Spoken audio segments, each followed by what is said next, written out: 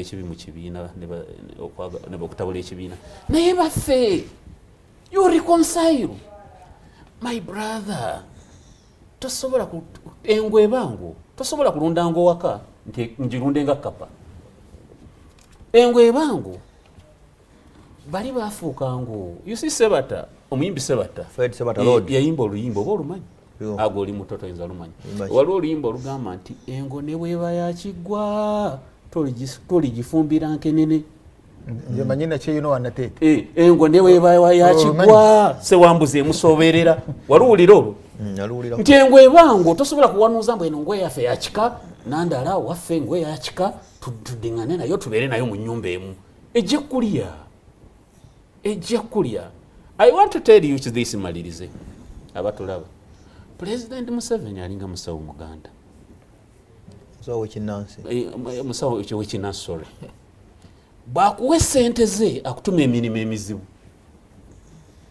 nga nakuwa obugaga akutuma emirimu emizibu obadde okimanyi bwogenda omusawo w'ekinnansi gendangayo mbuulira anti nange sigendangayo naye jasira kuba mbisomasomako you see obwogenda omusawo w'ekinnansi n'osaba obugagga akutuma emirimu emizibu ayinza okutuma ekibumba ky'ensiri nakutuma mukira gw'omunyanga namagoyi omunyogo nga namagoyi nakutuma ebbeere lya goonya nakutuma biki nga yali ngumba abasawo abaganda abakinnansi batuma ebintu ebizibu kakati ekintu kyenkwewaza toliraananga omuntu w'opposition alidde sente za President Museveni bayinza okuba bamutumadde ekibumba kyo yes.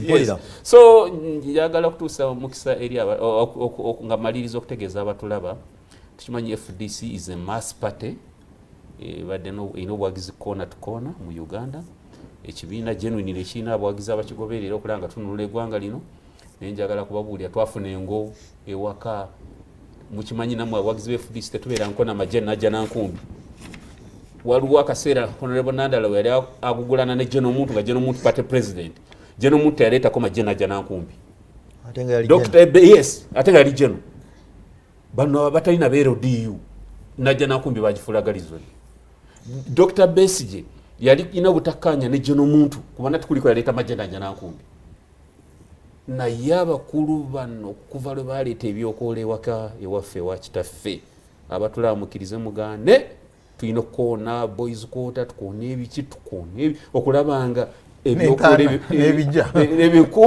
ebyokebwa tulabe bwe kigaana ebiina by'obufuzi banaye nga maliriza saagala mubeerenga neimaani etakola ebiina by'obufuzi si ddiini si ggwanga ebiina by'obufuzi zino mmotoka zitutwala mu buyinza bwe mba ngenda e Masaka nga ndi mu primo neefa kyekiŋŋaana okugivaamu neninya ekimotoka ky'amanda neneyongerayo so abatulaba bamanye ebiina by'obufuzi si ddiini si ggwanga si ki tusobola okiwummuza nitukwata ekirala ate oyinza okumanya nti kanjireke wane emmotoka naye n'ogamba ate omuntu ayinza ogikozesa obubi so tekiganda kugijja mu mukka kati kyemukola temukikola mutima mulungi ate guti kati omumazeemu amaanyi kuliriza ku byennyonyoddaawo oli wa ddembe okulinnya emmotoka endala naye ate gy'obaddemu togyokya in this case mwagala baagala okutondawo ekibiina ate lwaki baagala kikisatululwe from another party get another name. This is your phone oyinza ogula essimu endala wano ninoma nti eno essimu bwenjiwa omuntu omulala ayinza ogikozesa obubi contacts zange oba biki ebirimu nga ebikulemye okudeletinga you can burn that phone nogamba let me destroy it contacts zinemye okujjamu biki bino osinza bijjamu biki let me destroy this tugende neno kasita in any case ebyomugaso byonna ngenze nabyo so kyebayita FDC erinnya kakati neewuunya kansuubira nti abateesa bala tebagenda kikoonako tebagenda kwogera nga Honorable Mamuliyat bweyogedde my brother Amuliyat oyinza ogamba Besigye kiki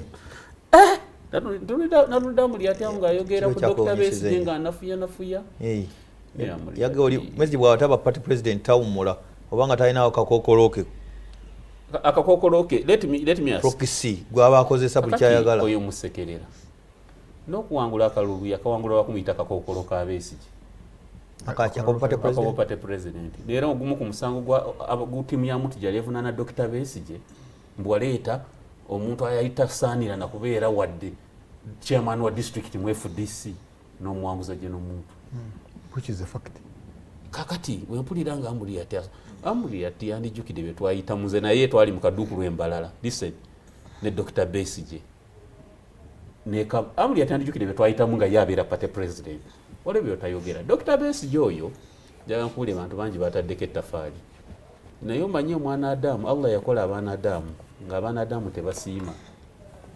Ate obutasiima omuze mubi. Dr. Besigye FDC eyo bw'eba erina abakulembeze abawera nkuba kyakulabirako 1,000 8 balinako omukono gwe. Kitegeeza ki naye awummule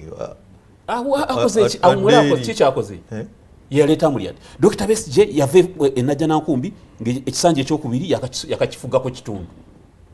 Bwe yavaawo n'adda Katonga naga mulonde ne balonda naga Besigye avudde mu kibiina naga okubalaga nti mu kibiina nkyalimu n'agenda erukunjiri nesimba ku lukiiko lwa district olwa FDC asigale nga delegate asigale nga ayamba gye n'omuntu okufuga obulungi. You see, you understand?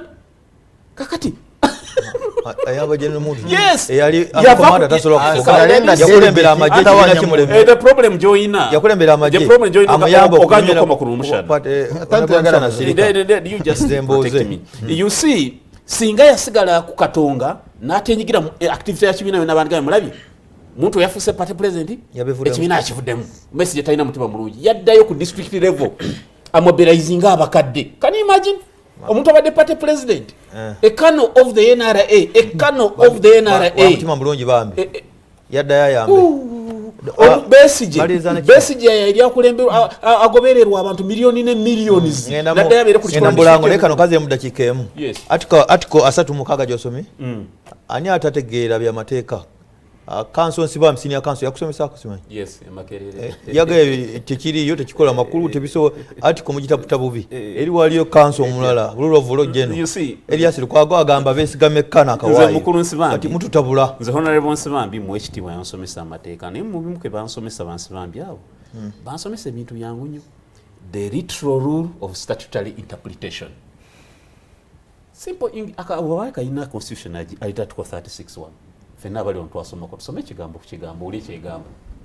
You see, kyebekwasa kimumbu delegates conference yeyina okusalawo that voluntary dissolution of FDC. Neje mwatuza ya kimpatira. Eyatudde ebatutonga. Amaso kugwanga kankomeo. Decision ya court yayimiriza obwasabiri gwanga kyamani.